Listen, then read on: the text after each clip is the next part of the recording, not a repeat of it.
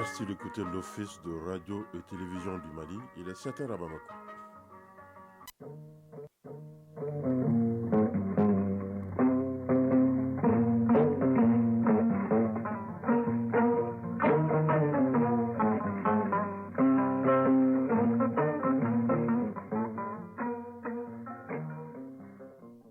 Le journal.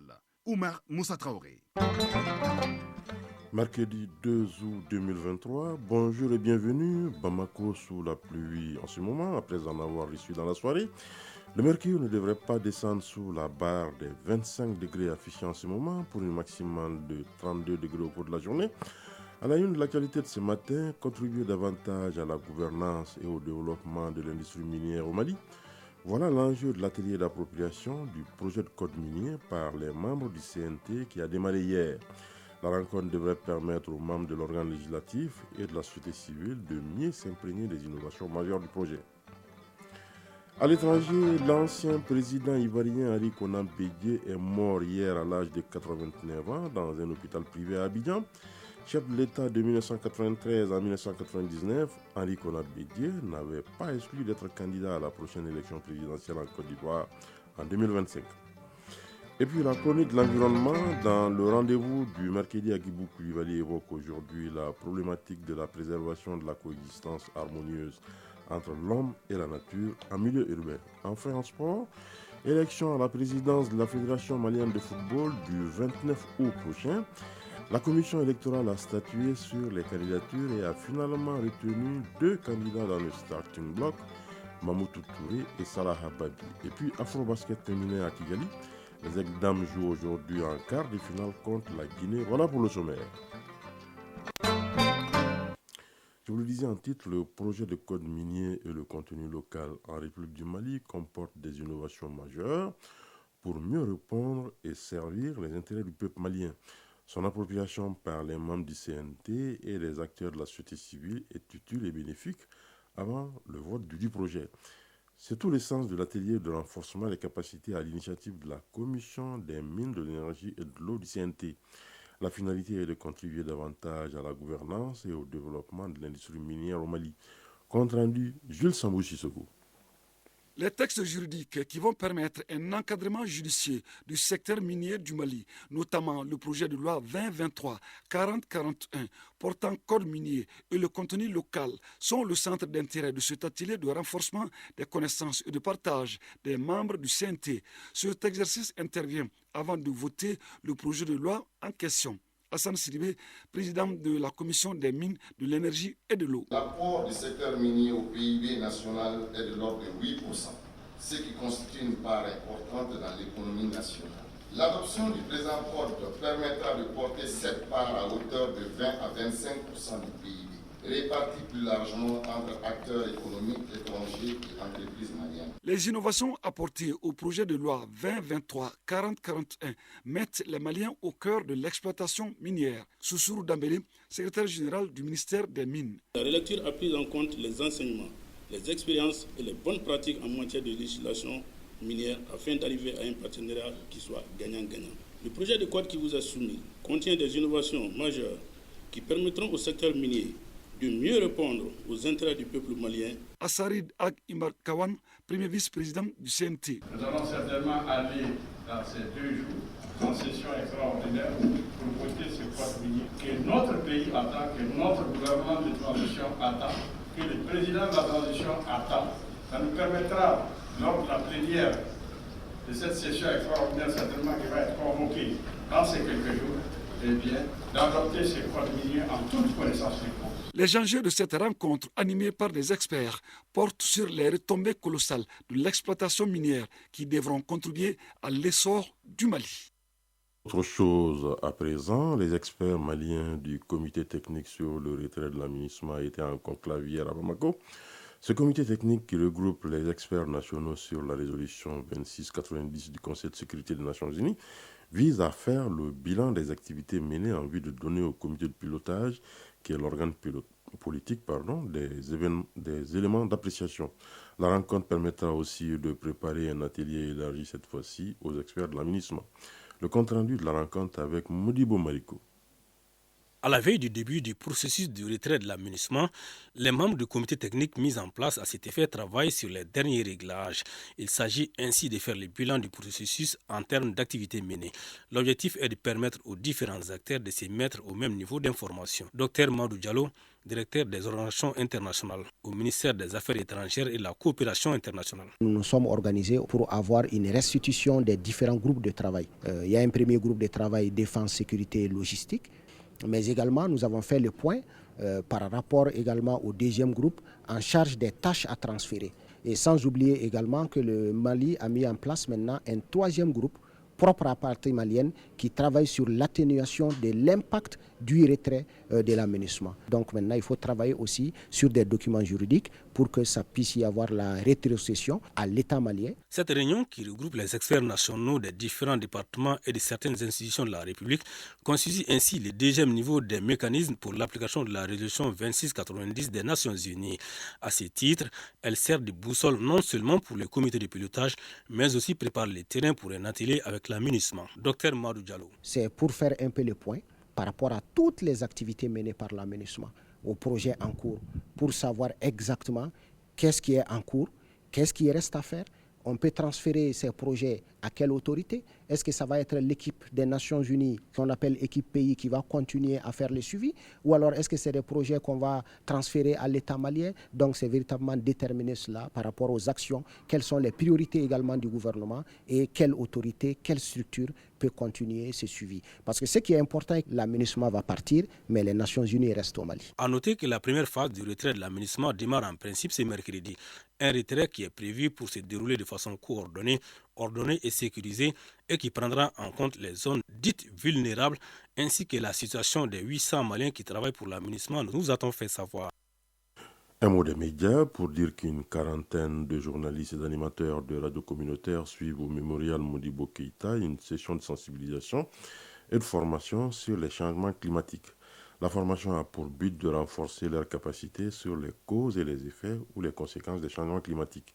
L'initiative est de la Commission nationale malienne pour l'UNESCO, en particulier en partenariat avec le ministère de la Communication, de l'économie numérique et de la modernisation de l'administration. Compte rendu, Fadema Keïta. Les auditeurs des radios doivent être imprégnés de ce qui engendre la sécheresse, les inondations, les vents violents, en un mot les causes des changements climatiques. Pour qu'ils les cernent, il faudrait que ceux qui les informent, c'est-à-dire les journalistes, les animateurs des radios communautaires, maîtrisent les concepts liés à l'environnement et aux dits changements. Pour la Commission nationale malienne, pour l'UNESCO et l'ISESCO, cette formation est impérative car elle a pour but d'outiller les participants des notions pouvant leur permettre de produire des contenus radiophoniques de qualité susceptibles d'informer, de sensibiliser les populations qui vivent dans la pauvreté, la précarité, la faim due à ce phénomène désastreux. Professeur Timo Konaté, conférencier. Cette formation, nous mettrons un accent sur les causes des changements climatiques, les effets des changements climatiques, autrement dit les conséquences. Puis nous parlerons un peu sur les phénomènes météorologiques, en donnant quelques informations météo. Pierre Say, représentant UNESCO. Cette thématique est une thématique très importante pour l'UNESCO parce qu'elle détermine le développement durable. Si nous ne prenons garde au changement climatique, c'est sûr et certain que tout ce que nous dirons et tout ce que nous ferons dans le cadre du développement durable, il risque de ne pas aboutir. Pour protéger l'environnement, une sensibilisation des populations et des mesures contre la déforestation, les incendies et autres effets négatifs de l'homme sur la nature s'imposent. Professeur Diallo Kadiamaïga, secrétaire général de la Commission nationale malienne pour l'UNESCO et l'ISESCO. La présente session vise spécifiquement à renforcer l'engagement des animateurs et des journalistes sur la thématique du changement climatique. Outiller les journalistes et les animateurs dans la production d'émissions de qualité pour informer les populations sur les effets du changement climatique. Contribuer à la sensibilisation sur les impacts du changement climatique et renforcer la résilience des communautés sur les effets du changement climatique. Sont concernés par cette session de 3 jours une quarantaine de journalistes et animateurs producteurs des radios communautaires des régions de Ségou, Tombouctou, Bougouni, Kaï, Sikasso, Dioïla, Koulikoro, Mopti, Djéné et du district de Bamako. Mot de l'actualité à l'étranger, direction Côte d'Ivoire, où l'ancien président ivoirien Ali Konan Bédié est mort hier à l'âge de 89 ans dans un hôpital privé à Abidjan. L'annonce a été faite hier par son parti, le PDCI-RDA, dans un communiqué. Le parti de l'ancien président salue un grand homme d'État qui n'a épargné aucun sacrifice pour la paix en Côte d'Ivoire. Hier soir, une foule commençait à se former devant sa résidence à Abidjan. Chef de l'État de 1993 à 1999, Henri Konan Bédié n'avait pas exclu d'être candidat à la prochaine élection présidentielle en Côte d'Ivoire en 2025.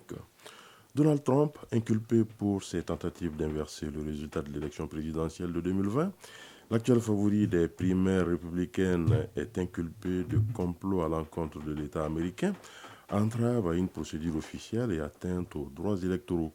Le procureur spécial Jack Smith demande un procès sans délai. C'est l'accusation la plus grave à peser contre l'ex-président déjà doublement poursuivi au pénal.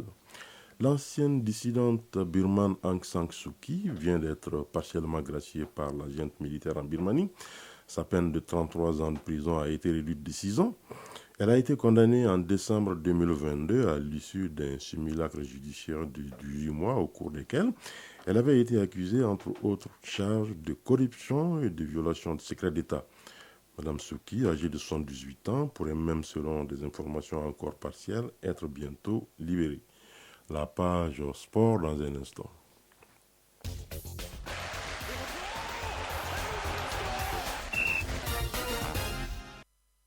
Une page sport traditionnellement animée les mercredis par Ali Djoumatina. Bonjour Ali Djoumatina. Bonjour Omar Moussa. Alors pour commencer, balle au panier, les quarts de finale de l'Afrobasket Senior Dames se jouent aujourd'hui. Ainsi, le Mali affronte la Guinée. Oui, l'Afrobasket Senior Dames bat son plein au Rwanda. La première étape importante de la compétition débute ce mercredi à la faveur des quarts de finale. Ainsi, l'équipe nationale du Mali, auteur de 2 victoires remarquables en phase de poule face à l'Ouganda et le Sénégal, affronte en quart de finale la Guinée. Coup d'envoi de cette rencontre à 13h. Les autres affiches des quarts de finale, ce matin à 10h, le Cameroun sera face au Sénégal. À 16h, le pays hôte, le Rwanda, reçoit l'Ouganda. Et le dernier quart de finale oppose à 19h le Nigeria au Mozambique. Vous avez un pronostic sur le match Mali-Guinée? Voilà, le Mali quand même part avec les faveurs de pronostic compte tenu de son vécu et de son rang dans cette compétition. Voilà, donc le Mali est favori face à cette équipe guinéenne qui n'a pas un palmarès remarquable en basketball, surtout au niveau des dames. Mais c'est le football, il faut absolument, il faut prendre cette équipe guinéenne au sérieux qui a en tout cas réalisé la sensation face à l'Angola pour se retrouver à ce stade de la compétition. En tout cas, c'est le football, c'est le basketball, le Mali quand même est favori sur papier. Très bien, c'est maintenant qu'on va parler de football, même si c'est hors des stades. Élection à la présidence de la Fédération malienne de football le 29 août prochain. La commission électorale a statué sur les candidatures et a finalement retenu 2 candidats. Il s'agit de Mamoudou Touré et Salah Babi. Oui, Salah Babi, président de la Ligue de football de Tombouctou et de la gendarmerie de Bamako, et Mamoudou Touré Bavier iront à l'élection du 29 août prochain. La commission électorale a retenu la candidature des dirigeants parmi 4 listes déposées. L'information a été donnée par cette commission lors d'un point de presse suivi par Sérégatou Sissi. La commission électorale de première instance de la FEMAFOOT, composée de 5 membres permanents, a réceptionné 4 dossiers de candidature auprès du secrétariat général de l'institution. Abdoulaye Aliou Touré, président de la commission électorale de la FEMAFOOT. Le premier dossier qui est arrivé ici, c'est le dossier du sieur Amadou Mahaman Sango. Le deuxième dossier qui est arrivé, c'est le dossier de M. Sahala Babi. Le troisième dossier qui est arrivé, c'est le dossier de M. Mamoudou Touré. Et le quatrième dossier qui est arrivé enregistré au niveau du secrétariat général, c'est le dossier de M. Sekou Diogo Keita. Après une étude minutieuse des plis, 2 listes de candidatures sont retenues. Il s'agit de la liste conduite par Sahala Babi, le président de la Ligue régionale de football de Tombouctou, et Mamoudou Touré, le président sortant de la FEMAFOOT. Selon la commission électorale de première instance, ces 2 têtes de liste seront en course pour l'élection à la présidence de la FEMAFOOT le 29 août prochain. Abdoulaye Aliou Touré, président de la commission électorale de la FEMAFOOT. Après examen des dossiers de candidature de la liste de Sahala Babi, on a constaté qu'il a répondu à tous les critères. Il a eu un parrainage de 2 ligues et de 5 clubs comme indiqué dans les critères de recevabilité des candidatures. Le candidat Mahmoud et sa liste ont eu le parrainage de 6 ligues régionales, de 15 clubs de première division et de 6 clubs de deuxième division.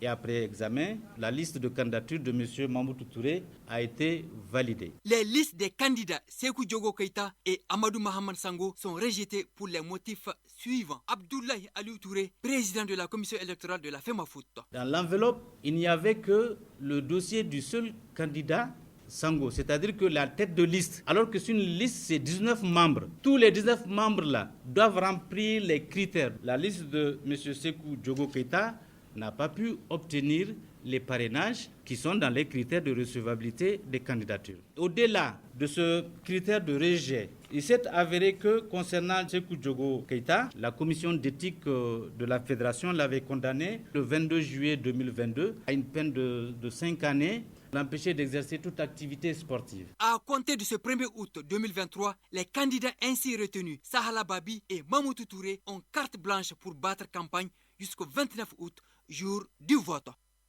Très bien, Alidjo Matina, nous allons rester en football, cette fois sur les stades, pour évoquer la Coupe du Monde féminine. Quelques équipes se sont déjà qualifiées pour les 8e de finale, dont le Nigeria.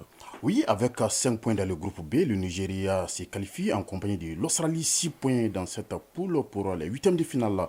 Sont également qualifiés la Suisse, la Norvège, le Japon, l'Espagne, l'Angleterre, le Danemark, les Pays-Bas et les États-Unis. Concernant les 3 autres nations africaines, la Zambie est déjà éliminée, mais elle a terminé la compétition sur une bonne note en se classant 3e dans son groupe avec 3 points.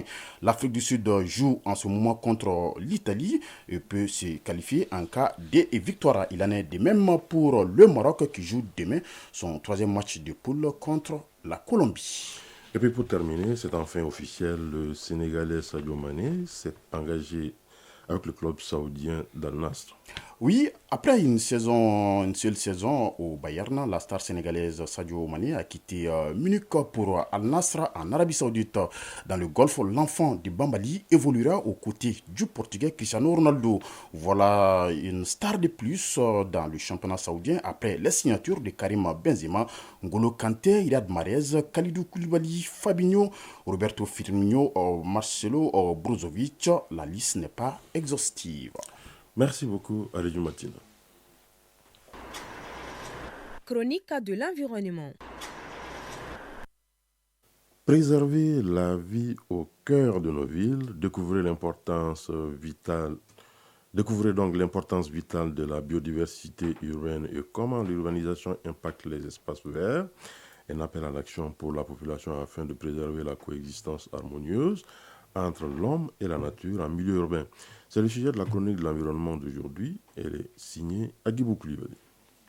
La biodiversité urbaine fait référence à la variété des espèces animales, végétales et microbiennes présentes dans les milieux urbains. Ali Abdoulaye Poudjougou, point focal national biodiversité à la Direction générale des eaux et forêts. C'est en fait l'ensemble des espèces végétales, la diversité également des espèces animales et les écosystèmes au niveau urbain. Il s'agit tels que les habitations, les espaces verts, les forêts qui sont dans les villes telles que la forêt classée de Koulouba, les parcs et autres. Donc tout ça, ça constitue la diversité des espèces animales, végétales et les écosystèmes qui l'entourent. La biodiversité urbaine joue un rôle crucial dans la santé et le bien-être des citadins. Elle contribue à l'amélioration de la qualité de l'air et de l'eau, à la régulation du climat et à la pollinisation des cultures. Ali Abdoulaye Poudjougou, point focal national biodiversité à la Direction générale des eaux et forêts. Quelques forêts qui sont à l'intérieur de la ville de Bamako, telles que les cimetières, telles que les forêts classées. Donc, ils constituent des habitats pour la faune. C'est des espèces de production et de développement de certaines espèces qui sont en voie de disparition. Quand vous prenez le domaine des eaux et forêts de Tabakoro, qui constitue environ 12 hectares, nous avons environ toutes les espèces du Mali sur les 12 hectares. Quand vous prenez la forêt classée de Koulouba, Et là, on a une diversité importante. Et ça permet, pour les tradithérapeutes, de faire des prélèvements pour les besoins en termes de produits pharmaceutiques. Et en même temps, ça permet également de nourrir les animaux. Et c'est le tourisme également. Tous ceux qui ne connaissent pas, certaines espèces qui n'ont jamais vu, et ça va les permettre de voir ces espèces-là. Ces espaces-là constituent des habitats naturels pour la faune. Ceux qui font de maraîchage, ils ont une diversité d'espèces dans leur périmètre maraîcher. Et ça rentre dans l'économie des petits paysans agricoles également. Avec l'urbanisation croissante, les espaces verts en milieu urbain sont souvent menacés par l'expansion des infrastructures et des constructions. Ali Abdoulaye Poudjougou, point focal national biodiversité à la Direction générale des eaux et forêts. Et qui dit disparition des habitats va vers la disparition de ces espèces. Donc, y compris les espèces végétales, y compris les espèces animales, vont disparaître avec la démographie, le morcellement des espaces verts. On a fait une année, il y a juste 2 ans, des études pour connaître un peu la biodiversité urbaine. On a trouvé que l'essentiel de nos espèces végétales et animales sont dans les cimetières, les forêts classées, seulement là-bas. Donc, pour vous dire qu'il est très très capital, en tout cas, de conserver, de préserver et de lutter contre le morcellement des espaces verts qui existent au niveau de Bamako. Dès que ces espaces disparaissent, ces habitats disparaissent, les espèces végétales et animales vont disparaître en même temps. Face donc à ces défis, chaque citoyen peut contribuer en plantant des arbres, en soutenant les espaces verts locaux, en évitant l'utilisation excessive de pesticides et en encourageant des pratiques respectueuses de l'environnement. En préservant notre biodiversité urbaine, nous investissons dans la qualité de vie et la santé de nos villes ainsi que dans celle de notre planète tout entière. Voilà, à cette heure passée de 21 minutes à Douala se referme cette édition. La coordination éditoriale a été assurée par Bourama Traoré. À la mise en onde, il y avait Sidi Koulibaly. Merci d'avoir été de notre prochain rendez-vous des infos 13h. Vous retrouverez Tenema Monikata. Mais d'ici là, je vous propose de suivre tout à l'heure la page météo avec Djeneba Doumbia, les avis et communiqués avec Doudou Tembili. Retrouvez cette édition sur www.ortm.ml et sur l'ensemble de nos plateformes digitales. La mise en ligne de la présente a été assurée par Cheikh Omar Traoré. Excellente suite de programme sur l'ORTM.